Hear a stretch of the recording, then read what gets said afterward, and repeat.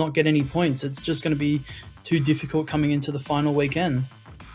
Could have said it better myself, Edge, as we head into match number 14, match number 2 of the night, and our final game of Erangel for the weekend. Of course, for LG Divine, though, still a while between chicken dinners for a team that won 5 out of the first 7 matches. They haven't been able to win a game since round 7, so we've gone to 7 games now. Technically, I guess, at the conclusion of this. Rankings, though, for Erangel, Buriram still on top, 71 points. LG Divine and Fury tied on 60, and then a bit of a drop-off towards the next few teams. In terms of total kills, though, it's Tonkay leading the way quite significantly as well. That's a really substantial difference between first and second. 19 kills to 14 from Sophia. Yeah, Erangel must just be Tonkay's game. I'm not sure of his kill count for Miramar, but Erangel's looking pretty good, and especially the sort of damage he put out in the last game, he's looking very comfortable over on Erangel. Well, you definitely want to strap yourselves in, and hopefully we've got ourselves a comfortable match here. We had a wacky circle. I would probably say over the course of a night, I don't mind 1 or 2 wacky circles as long as there's 2 pretty decent normal circles, and I'd probably say that's one pretty decent normal circle. It is going to be, I guess, obviously on the same side out towards the east, and if it does hard shift up north, then we will have almost an identical circle. But for now, we'll see what happens. Great circle, though, for LG Divine, who loot around this particular region of the map. It does mean that the teams around Gatka, South George are going to have a bit of a trip into this first phase. Purple Mid Esport, our winners from the previous game, not really averaging too many points, only the 7 points a game typically on Erangel. Of course, they smashed that out of the park, though, in the previous one. Yeah, it was good to get their averages up in the last game. They've got an average of 4 kills as well, so a little bit of a booster from the previous game also. And it's nice to see Purple Mood. They haven't had the best start, but they're slowly but surely bringing themselves back up into the middle of the pack.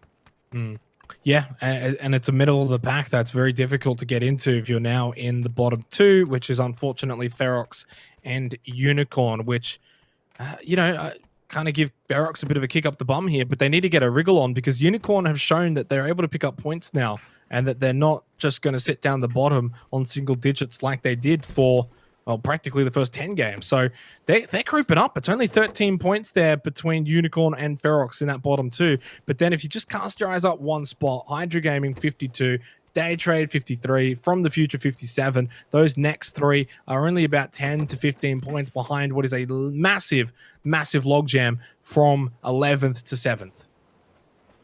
Yeah, 11th to 7th is very, very close indeed. Between our 7th to 10th team, there's only 2 points in between them. So every game, there's going to be shuffles. It's just which teams come on top. The likes of Cerberus, they haven't got very many points in their past couple of games. They're a team that we've all had really big hopes for, but they just haven't shown us anything yet. So I'm hoping that this is a good game for Cerberus. I'd really like to see them put some points on the board and put themselves in a semi-decent position. Well, since you're touching on Cerberus, we'll continue it, but they are a team that has, I guess, had inconsistencies throughout pretty much 2020 as a whole. They can have some really, really good games, then show us their full might, but just too many games where they just don't really get much. We look at the last 3 matches and they've only picked up, I think it was like 6 or 7 points. I'm not going to quickly do the math. Not too many points. 6 or 7 in the last 3 matches alone. It's not really much, and that's why they've dropped down to 9th. But their best is great. They've had a 1st place with 8 kills, a 3rd place, 4th place.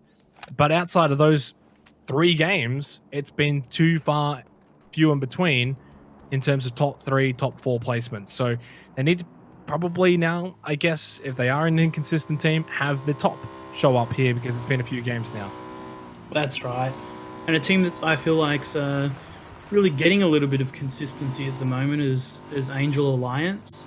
They've only really performed on Miramar before the last game, but they got themselves into a nice spot for the previous Erangel and got themselves some kills as well. So I'm hoping that this Erangel could be another good game for them where they do sort of stop the haters and show that they can get some points on Erangel. Well, yeah, you look at the last 3 games for Angel Alliance, 4th and 5 kills, 9th but 7 kills, and then, of course, the one we just saw, 4th, 3rd, and 6 kills. So racking up the points for Angel Alliance. That's why they're in the top 8 at the moment, 73 points. They're only 1 behind Magic, 7 behind a team like Bay.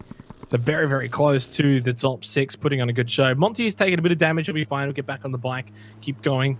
Just around these Yasnaya fields, close by to LG Defiant. As Ferox, I like to see this being a bit more aggressive rather than sitting on the edge. They're able to now push in, find a position early. They may just send it into Yasnaya, or they might take the yellows, I guess. But ultimately, I do like what I'm seeing here. Yeah, that's right. Ferox is realistically sort of a newer team to the higher levels of PUBG, so it's all just going to be a lot of learning for them, and especially coming into the APAC region, they're going to have to adapt to a lot of the play styles. The likes of Sweet Soul has been in this scenario before, so he should be reasonably comfortable, but the APAC region is a little bit of an interesting one. Watching Poochills, who is infiltrating Fury, or is close by. The Fury are going to just get moving now. Already a large congestion of teams around the center of this phase 1 circle, around the mark, around these Naya fields. There's going to be plenty of space, though. For the teams that are going to come in late, there's plenty of space around the edges, and then it's just a matter, I guess, of hoping that the circle shifts onto you towards your edge, whichever way you come in, whether it's north, south. Angel Alliance are over towards Mill to Power, for instance. So obviously they're going to come in from the prison direction, from the future. Very, very far west coast still, around the Gakko Fields west coast. I'm not sure exactly where they'll come in, considering they're so far away. They'll probably have to beeline it as Tong K driving around. Imamar taking shots to at J-End, and quite successful too. Tong K might be able to get this knock. No, sometimes it works, the spray, sometimes it doesn't. You got to just spray and pray and hope for the best. And in this case, J-End's the one who does come out best and is able to survive. LG Divine is holding a very, very high risk and very high reward sort of split right now, having their only one duo together. The other 2 players are very separated, closer to that Yasnaya area, but if they don't get breached here, they'll have themselves in quite a nice spot moving forward through the rest of the game. As we do see Unicorn Cyber pushing Cerberus Esports off the single yellow on the side of the potato hill, so putting themselves in a nice spot as well. Unicorn Cyber looking a lot more comfortable now. Yeah, just the way that they're even positioning and playing, getting into fights, they just look like a formidable opponent all of a sudden, compared to the first 8 or so games where it was very, very dire. There's the map, there's the situation, as I mentioned before, from the future. Very, very far away. They'll get in, and I guess they just won't stop driving until phase 2 is about halfway done. Fury, he went for the massive rotation. Just now going to make their way up north, and they, like from the future, will come in quite late. That phase 2 won't even really be much of a play for them unless it's a very hard south shift. Being very, very delicate with that bridge, of course, going back to PCS2 APAC, it was either, I think it was the second last game where they got bridge camped, and they will, of course, never make that mistake again. And wow, that is a circle of all circles to shift away, not only from Fury, but from the future and the 2 members of Day Trade still on Sosnovka Island. So, it's just Poochill. So Poochill's by himself there on Sosnovka Island, but that circle is also now a repeat edge of match number 1, basically. It's looking like it at the moment. This one's a little bit more westerly, but a very good circle for Division X at the moment. They've got themselves the vast majority of the zone at the moment, with most of our teams still making that journey to get across the bridge to try and find anything they can possible at the moment. And putting some shots over towards the rotators, and Victim Rise actually picking up one onto Monty. So Ferox, again, not the greatest start. Monty, the first player to go down out of our 64. And look at the teams that are 7th to 10th on the leaderboard. 74, and then 73, 73, and 73. Incredible how close that is. Long K sitting on top of this shack. He's going to just be sent back down. Fury, of course, have got a drive ahead of them. I'm not sure if they're going to be able to get north of the Yazzie Pond. Sweet Soul with a seat holder with a seat swap on a Jukesy. Sit down, buddy. And he'll run him over, or at least attempt to. In fact, didn't quite. He did better with the seat swap. He goes for it again, and well, why not? That was a great seat swap onto Jukesy. Bay down to 3 players. And maybe that just could be a confidence booster for not just Sweet Soul, but Ferox as a whole. Although, maybe a short-lived one, because they're driving right into Division X Gaming. Long K with a bit of damage on the Sweet Soul. I'm surprised he didn't just have another try with the seat swap. Yeah, Ferox right now just need to calm down a little bit, pull up, regroup, figure out their thoughts, and then make a move off it. They're driving a little bit too much for comfort. Sweet Soul does get a little bit of a bump there from Bryn, but will be able to heal up. They've got themselves a position in the zone. It is very central, but after the Phase 4 shift taking out the water, they will probably see themselves on the edge of the zone. So they would have tried to find anything a little bit deeper to the north. Fury, of course, have not stopped driving this whole time, and now they have made it to Roshawk Hill, where they can have a bit of a break. Had it kept going, although it is a bit of a logjam around that Roshawk Bridge, but looking around shooting range, the quads south of Severny, at the crossroads, I mean, all open territory here for what's most likely going to be a circle, whether it's Phase 3, but then definitely will be Phase 4. You would think that should be, by the end of it, all said and done, around the position that we saw for Match 1. The only way that doesn't happen, Edge, is if we get some sort of south shift, or a southeast shift towards the Yasnaya Fields, in which case then I don't know what's going to happen for Phase 4, because then that pond would be basically center of the circle. Yeah, if this is a southeast shift, this would be one of the most hectic games I think we'll have, probably all PCS, with every team trying to shuffle to get back onto that southern side. It would just be absolutely chaotic, but it's very rare to see it sort of swing towards the water. Even though it's not the land ratio shift, it does generally sort of try and avoid that. Yeah, it usually gets the job done for Phase 4, and there's the evidence to that quote. So Phase number 3 has shown itself. Phase number 4, you would think because of the water, is going to actually still continue to shift, at least keeping Division X in that position. And we now do end up basically in the same spot as match number 1. A repeat on our hands. 2 wacky circles in 2 games. How about that for Erangel? Mad Dog, though, creeping closer towards Cerberus. Neil Patrick has been knocked elsewhere. There's one down at the moment for Cerberus. There's a second. That's Basil flushed as well. Almost Sololzi as well, taking a huge amount of damage from Nan. And Angel Alliance continue their good form here as Fury making a semi-breach here. It's only Kamals, the other members of Victim Riders, not at the compound.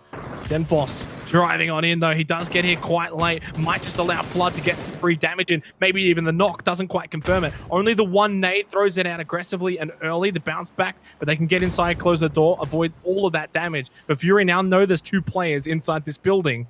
As they elect to push in, they probably don't want to hang out outside too long, because those 2 members of VTR will be looking to engage from a distance.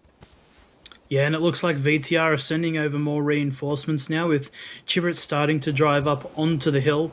Fury really need to get this fight over and done with as soon as possible. The longer it goes, the worse it'll be. But Insight gets one, Ronan gets the other, and they've done it. They've cleaned up the 2 members as fast as they needed to. They just need to regroup themselves, worry about what's on the edge. They actually get some nice damage as well onto Chibrit. So Fury's done well to keep themselves in this without losing any members. They'll get the second kill once the bleed out does take effect. I think he might have crawled up into the attic, as apparently Cerberus Esports have been eliminated. We might have put the Mozzie on the edge because we spoke about them in the pre-show. Thought maybe this is where their inconsistencies turn around after 3-4 poor performances. Will now make it 4-5 poor performances in a row. They continue to drop down now into 10th. They could get overtaken by Purple Mood when it's all said and done. Levi's with a neat little trick as he reverses his way to the center of the circle. Yeah, missing that rear tire. It's a little bit slippery, so reversing maybe the easier way to drive at the moment for Levi's. Divine has once again found themselves in the dead center of the circle, so really well done by them. They don't have anything much to play with here, but they are in a good spot. So as long as they stay alive for the next circle or two, I'd say they've got really good potential to start picking up kills late game and move on further into the zone. Sharper Esport had a great start to match one. It did, of course, sort of blow up in their face towards the midsection of the game, going out in 10th, but it's all the opposite here. This has not been the start that they'd like. No kills, it's only 6 sacks that's left. Stuck in Severny. He's being kept by Day Trade. He's not going to get out of here alive. So Sharper Esport will go out in second last place, following Cerberus, who went out in last very early on. So it's basically 2 teams gone inside the first 16 minutes already, which is most likely and definitely due to the circle and the way that it's shifted around so far in the first 4 phases.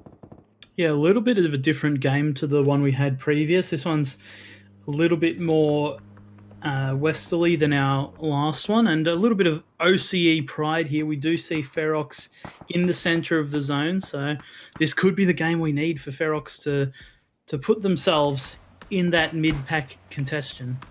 From the future close by, Bay, only the 2 players though, Sophia and Neferhor. Bay's been very quiet so far tonight. Match 1 and now match 2 as well. Obviously we saw Juicy get seat swapped before, as Chibrit does the twirl of death. I call it the twirl of death, Edge, because usually once you start twirling around, you end up just dying anyway. It's a decent little effort. Unfortunately, though, Chibrit, Samoy both out. Long K and Nem C will share the spoils, 1 apiece. LG Divine are on the board for a point here already for match number 2 of the night, as Unicorn make that move in their mad dash. In fact, they're very, very close to From the Future. Yeah, it's a decent spot on the side of the hill here. Jun picking up a nice kill onto Salabi, and Imama goes down as well to Levi's. So LG Divine making quick work of the remaining 2 players from Magic Gaming there. And Unicorn Cyber might be... they should be able to get the res here. They shouldn't really have too much of an issue, but they are very close to From the Future here. 6 sacks, by the way, I said was not going to make it out of Severny. Has made it out of Severny. He's somehow been able to avoid the eyes of Day Trade. They've got no idea that he's made it out here. They're still hugging and watching that blue, expecting him to start running out, but he's already ahead of them and to the south too. So credit to 6 sacks. Although now that I've mentioned it, I'm kind of expecting him to just get domed somewhere along the line, as Ronan's been knocked but will be safely revived. There's a bit of a crest here in the terrain. 3 kills for Fury so far, as they crack triple digits, 35 points behind LG Divine, 1 point behind Buriram United, and of course looking to stay above Sharper Esport and Division X. Those 2 teams climbing ever closer, although I'm not sure Sharper will be able to get much more this game, only with the solo remaining. 40 seconds until phase number 5. Circle still favoring Ferox, Bay, LG Divine, Unicorn From the Future. Those teams certainly well placed.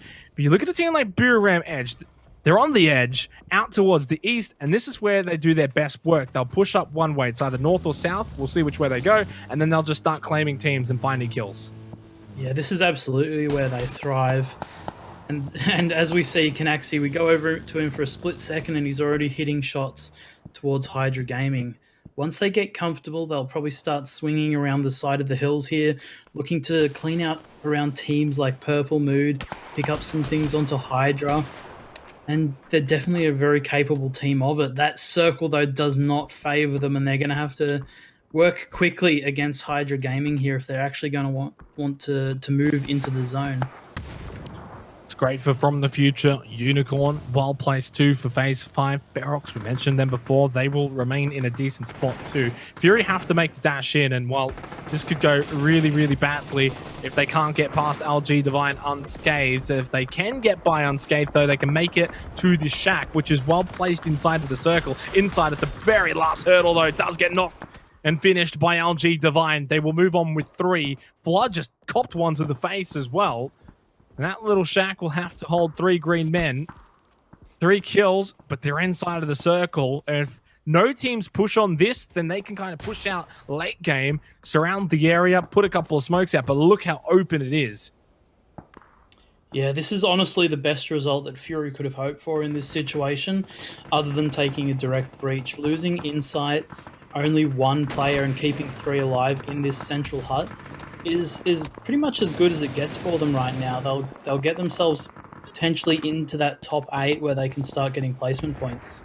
Well, it's not looking good now for LG Divine. They've just lost 2 players very quickly. Levi's and Jun, the last 2 currently standing. And they're only just inside of the circle. Not a great position either. They have, though, fortunately, had a couple of kills already. So points still gained. Ram, those are just starting to click here. 3 kills. They did lose Canaxi, but they're getting on the board in terms of those kill points as Los Santos is gone. Nan in the kill feed with a nade onto Balmos. Angel Alliance, by the way, I can just see it on my map, have pushed right up north, and they are cleaning day trade. They are not leaving a stone unturned as they push up north. Purple Mood push over to the bunkers here as Bay are going to be eliminated in 13th position. It was only the duo of Sophia and Nephahor. There goes Balmont, there goes Poochills, and Angel Alliance. There they go, they're into 7th now. Yeah, Angel Alliance coming out of nowhere, starting to have some good Erangel games. It's about time for the boys. They definitely deserved it, and they're coming out now showing why exactly they keep qualifying for PCS. That's a beautiful nade. Nordra and Edie have been knocked. It's only God me. I think this is going to be the end of Ram United. LG Divine have got 4 kills. Jun's going for the revive onto Levi's. No surprise. There goes Ram. So despite starting to find a few kills, that phase 5 circle shift was too much. And even the best teams are going to find it tough from how far away they were from that shift. And once again, LG Divine are able to stay alive and maybe get these revived. Jun is just getting tagged up, though, a bunch. Has to stick it now, and unfortunately does pay the ultimate price for trying to stick it. Unicorn don't get the kill. It was Tuan Robo who got the double there. Sharper gone, 6 sacks, couldn't quite find a placement point, didn't get any kills as a solo. We're down to 9 teams, 22 minutes gone, 28 alive for our final game of Erangel tonight. This circle gets extremely rough, extremely quick here. There's no real playable areas that aren't taken currently by other teams. So I'm kind of confident to say that I'd almost expect maybe 5, if not 6 teams to be surviving in this next zone. And as soon as this zone closes, this is where most of our teams can come alive. The likes of Unicorn, Cyber, Fury, they can all sort of step out of their huts and start looking for kills as soon as they know that the edge compounds are out. It can't be understated, though, for Fury's position here, how open this terrain is once they step out of this shack. And it's just a matter of who can really see them. You can see Division X. They're not inside the circle over at that compound. Fury just trying to put some pressure on them, make it difficult for them to push out. And for a team like Division X, where do they send it to here as well? You know, there's not much. Sticking out of the window there does make an easier target, though, for Waikika Mukau. Down to 3 bullets left on this SLR. We'll have to reload. Does get the knock, though, onto IQ 500. Not sure if the flush will follow. The smokes are up, and it will be very, very difficult to land these, although he does land a tag onto Neil through the smoke. The Nautica has been eliminated, so that's the end of day trade. We're down to 7 teams left. Not bad, though, for Division X. They're going to have 2 players in the circle. They do still have to get the last 2 in over as well. Yeah, and they don't really have the greatest spot or the greatest of driving, missing that tire. It's going to be a little bit of a drifty situation as Waikika Mukau gets one and Best 1301 gets another. So Waikika Mukau will confirm one of those kills. Triple X will steal away the other. Now Hydra Gaming prepping the nades towards Fury. They come out and they do massive damage onto Ronan. The car's on fire. They can't step outside to support here. Waikika Mukau needs to heal up as Mickey will be prepping another nade to potentially throw in the doorway. Misses the door, luckily enough for Fury. Flashes come out and will flash both of them. Oh no, he flashed himself. I think he went to throw that inside and it ended up bouncing back. Purple Mood helping out. They've got to stick the res though onto Ronan. Waikika Mukau prone behind the barrels. Purple Mood here in the commotion. Ham just checked down to the south. Mickey's still alive. But the revive onto Ronan will be successful as Purple Mood just kind of shuffle their vehicles around. Ferox is still in. Do they get the feed up north for phase number 7? Yes, they certainly do.